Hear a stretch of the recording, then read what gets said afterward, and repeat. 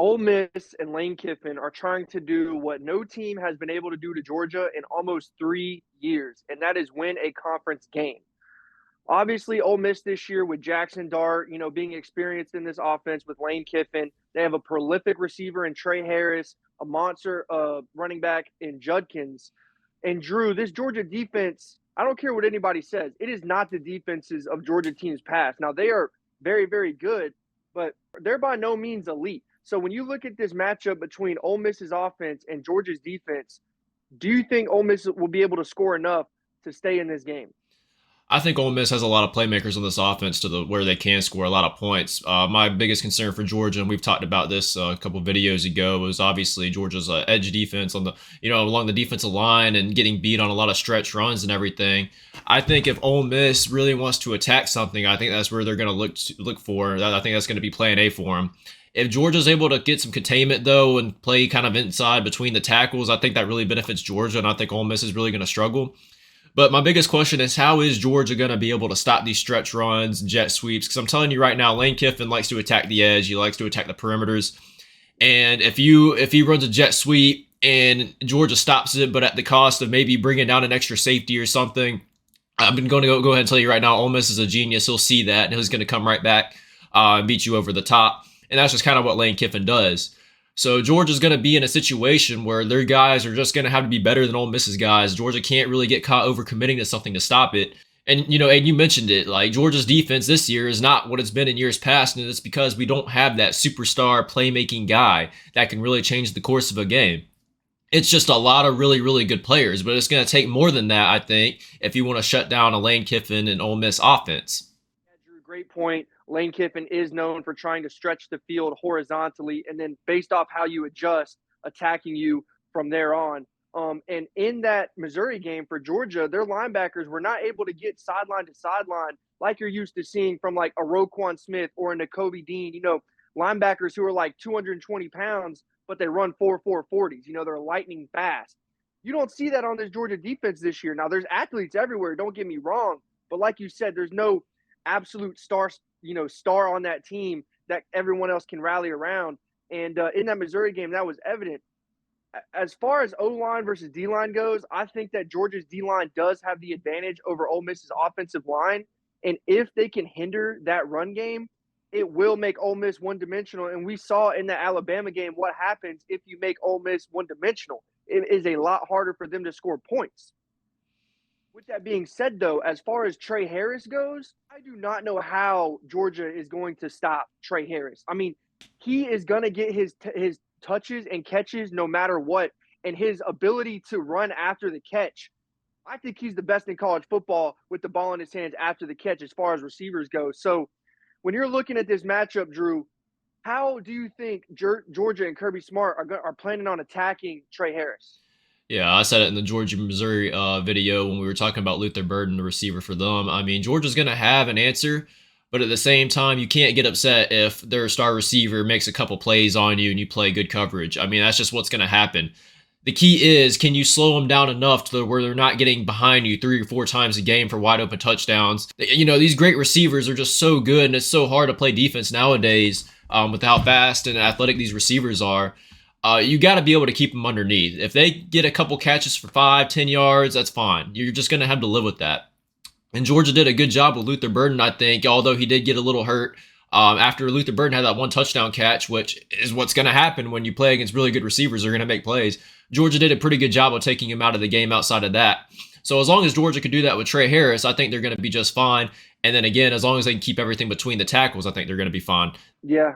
I mean, that's the recipe right there on how to stop this Ole Miss offense. The only problem that Luther Burden, he's not a 6'3", 215-pound receiver.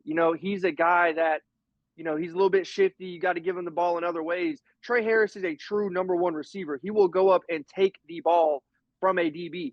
And similar to Kelly Ringo last year for Georgia, these DBs, they're in phase, they're in position to make the play, and then when the ball's in the air, their ball skills are not where you would expect them to be. With all that being said, Drew, let's talk about Georgia's offense, okay? Carson Beck threw for 275 yards last game. Before that, 4 of his last 5 300-yard passing games. when you look at this new offense with Carson Beck at the helm, they don't have Stetson Bennett back there now, who was, a walk-on, who they're making things work with. He was great, but this is a nationally touted player coming out of high school. Carson Beck is a legit quarterback, and you're seeing that with this offense that Georgia's running this year. Yeah, and I think one of the main reasons Carson Beck's had so much success is the offensive line being able to protect him when he's in passing. And Missouri, let's give Missouri a lot of credit. They did give Georgia's offensive line everything they wanted and then some. They actually got a couple of sacks. An offensive line that hasn't given up more than one sack, I think, at all prior to that. But anyways, I don't think Ole Miss defensive line is where Missouri's defensive line is. I think as long as Georgia's offensive line does a good job protecting Carson Beck, I think Carson Beck's going to be able to do what he does, and that's just dice up defenses. And people had a lot of questions about this Georgia offense, especially when Brock Bowers went down. And Carson Beck, it's very clear now that he's comfortable with spreading the ball around the field. And there's a lot of playmakers on the outside for Georgia. Ladd McConkey, Ra Thomas, Dominic Lovett. I mean, these are all tremendous receivers. So the weapons are there for Carson Beck.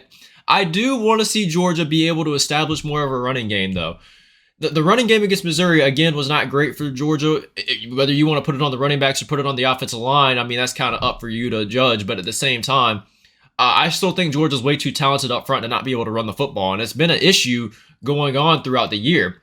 I think Georgia, if they can establish any kind of run game in this one, if they can control the ground, get 5-6 yards of carry, Georgia's going to score a lot of points in this game. Because when Georgia's able to run the football and teams have to go to commit to stopping the run, you give Carson Beck matchup advantages, he's going to dice you up, and there's really nothing you can do. That's when Georgia really starts getting in his groove and scoring at will. And Georgia's going to also have to find ways to score touchdowns in the red zone. Again, multiple times in that Missouri game, Georgia could have made the score look a lot worse than it really was, and we had to settle for a lot of field goals. Let's give the field goal kicker some credit for Georgia. He made a lot of big-time field goals in that Missouri game to really put the game away. But Georgia's not going to get away with that forever. We got to find ways to punch the ball in. If we get inside the 20, the playbook's going to have to open up, and we just got to find ways to score touchdowns. Yeah, Carson Beck, he is tremendous at staying on time, with his reads, with how much time he has, with his footwork. He is always in position to make a throw, no matter where he is on the field. And he's extremely accurate, under 20 yards. His deep ball accuracy has been inconsistent, but he has been able to hit on some of the deep shots as the year has gone on, compared to the beginning of the season. So Carson Beck, I like him. I like where he's at, progression-wise, how he's developing at this point into the season. I don't think we've seen the best ball Carson Beck is going to play yet for Georgia. And as far as this Ole Miss defense goes, they've been blitzing through a lot of the issues that they have in coverage, meaning they know they're not super solid in coverage, so they're sending 6 or 7 guys trying to hide that. And, specifically against, teams like Alabama, even though Alabama's O-line is fallen way short of expectations and they're nowhere near where they should be, Alabama's O-line was good enough to hold up on the deep shots when they needed to keep Milroe protected. And, you see Jermaine Burton flying unguarded 30, 40 yards down the field.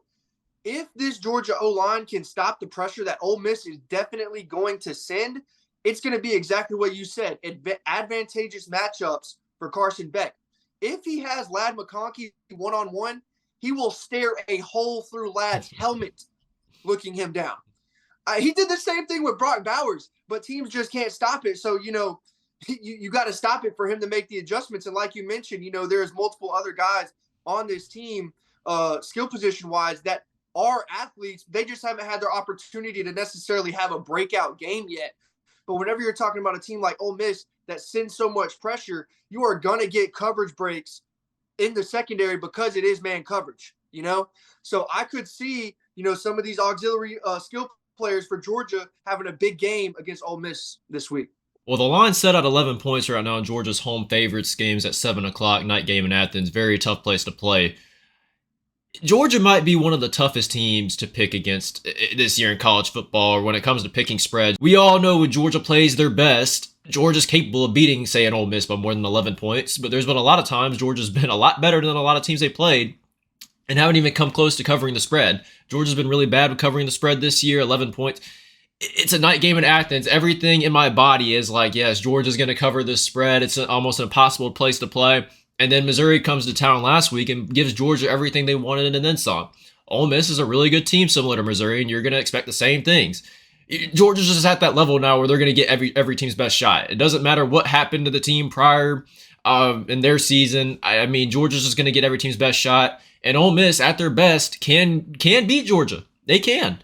And so when it comes to picking this spread, I still, until I see someone do it, I can't pick Georgia to lose. However, until I see Georgia comfortably start covering spreads, I can't pick them to cover spreads. I think Georgia wins the game, Aiden. I don't think it's going to be by 11 points, though. Yeah, Drew, when I first saw the spread, I was thinking the same thing you were. Georgia's obviously going to win, in my opinion. I did not think it would be 11 off of, first looks, specifically because of Lane Kiffin and how much of an offensive genius that he is, what he's been able to do with Jackson Dart as far as development goes, and this offense as, he's had another year at Ole Miss. With that being said, though, when you look at what Nick Saban did defensively versus Lane Kiffin, he completely shut him down. That offense was literally not able to do anything. And when I'm looking at Kirby Smart, who pretty much took everything that Nick Saban knows and adapted it into his own style, being his defensive coordinator for years, I think that Kirby Smart is going to have similar answers for this Ole Miss team, and that they will cover the spread of 11 points because, Nick Saban's famous for responding to emotion 4 different ways, and so one time they bring the safety down, and then Lane Kiffin's like, okay, so we're going to throw that post over top where that safety just left, and then the very next time you run that motion, they bump a linebacker out instead of dropping that safety down. So it's things like that can really throw a wrench in a play caller's hands. You see similar things with like Steve Sarkisian versus Nick Saban at Texas. Anyone who runs the Nick Saban style of defense, which Kirby Smart 100% does, you're going to get schematic issues like that if you're an offensive guy. So with that being said, and it being a night game, UGA, they play up to their competition, whether Georgia fans like to admit that or not. With all those factors taken into account, as much as it pains me to say it as a Tennessee fan, I'm going to be rooting for Ole Miss and Lane Kiffin, which is saying a lot as a Vols fan. But my brain is telling me Georgia covers the 11 points. And I expect Carson Beck to have an amazing game, like another 300-yard passing performance from Carson Beck. Well, there you guys have it. Preview prediction for Georgia and Ole Miss. As always, leave a thumbs up, subscribe, and hit the notification bell, and let us know down below in the comment section what you think is going to happen in this game. What's your prediction? And what are some keys in this game for both teams? That's going to do it, guys. We'll see you in the next one.